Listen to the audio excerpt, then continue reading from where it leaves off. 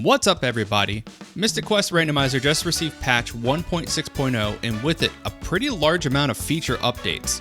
In this video, I'll go ahead and outline the feature updates that were implemented and go into a little bit more nuance as to how they work and, things like that are usually described in the tooltips. I'll try to put up visual representations on screen as well for things like locations or maybe some examples of how they work. So without further ado, let's go ahead and hop in and start at the top of the list with the Safe Enemizer option change. So what this change does is it changes the Safe Enemizer option that was available under the Enemizer, which randomizes your enemy attacks, to Balanced and Balanced Expert. Balanced simply means that it's just like the Safe Enemizer, things will be pretty scaled, pretty tame, but it will leave out things like group heal, self-destruct on everything, options like that really are limited to the Chaos Enemizer.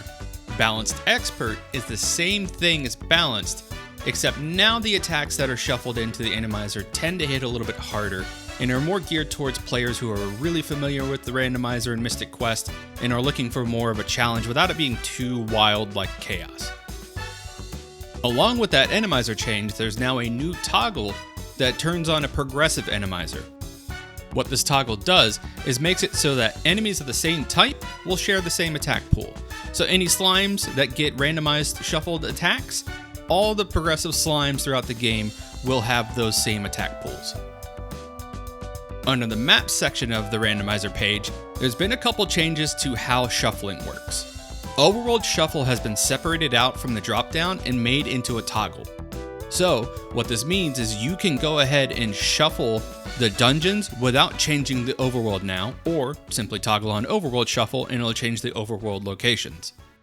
With that change, the map shuffle dropdown now has a different option added to it. So on top of having everything shuffled and having dungeons shuffled amongst themselves, there's now the option of Dungeon Shuffle Internal.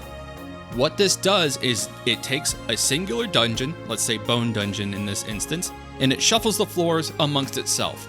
This still allows for logical progression, so you won't be gated behind unbombable ribs or anything like that, but it will add some variety to the dungeon shuffle without having to open up an Excel sheet or some weird visualizer to keep track of what dungeon floor landed where.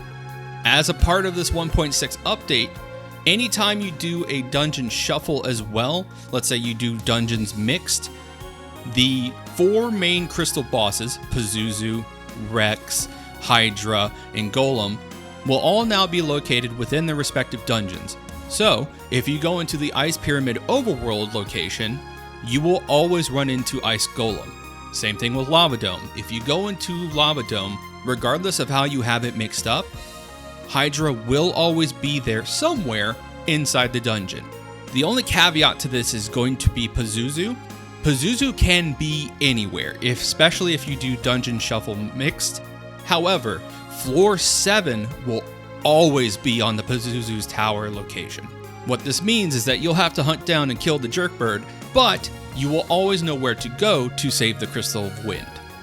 Up next, we have the Other section, and this is where a lot of the feature updates have been implemented here in Preferences. Starting off in Other, where the Disable Spoiler File toggle has been set to off by default. So if you ever want to hold a race or something like that with a friend and share the same seed, make sure you turn on the toggle to disable the spoiler file. That way, the spoiler file isn't available on seed generation. Another toggle added here is the Mystery Flags toggle.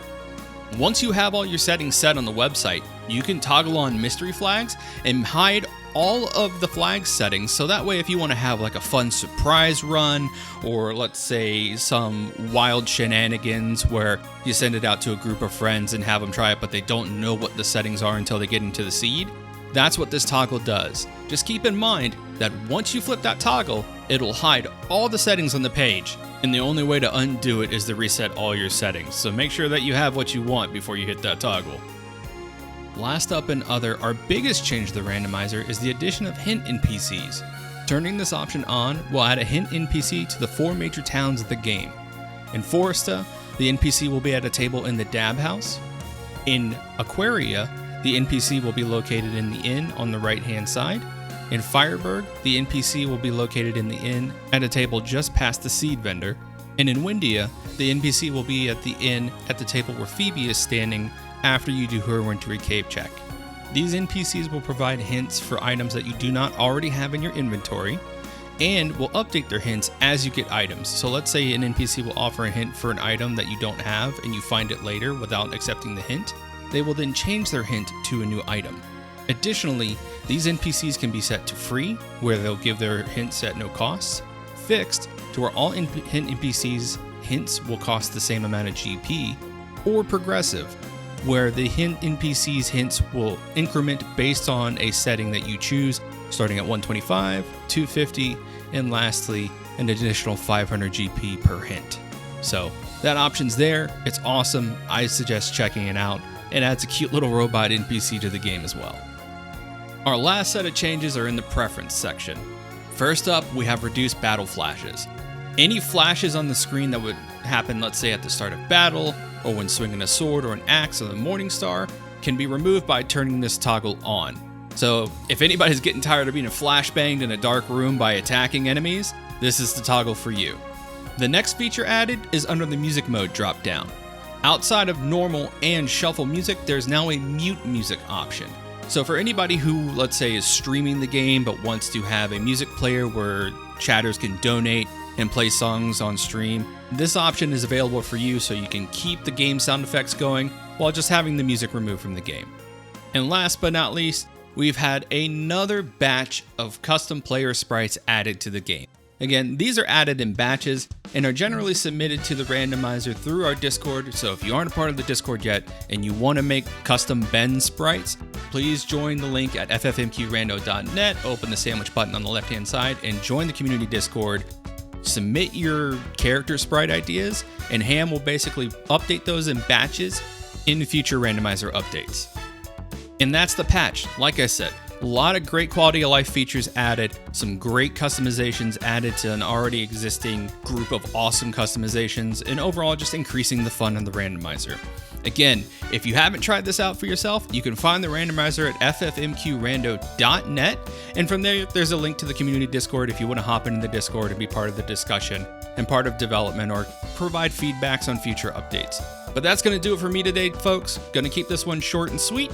Hopefully that outlines all your questions you have. As always, if you want more details or a refresher on what a setting does, please mouse over the tooltip, the little question mark bubble next to all the settings, and that'll give you all your descriptions that you need of what a setting does. And if that doesn't help you, hop in the Discord and ask the question. I'm happy to provide some more clarity. But that's going to do it for me, folks. Take care. I'll see y'all next time. Peace.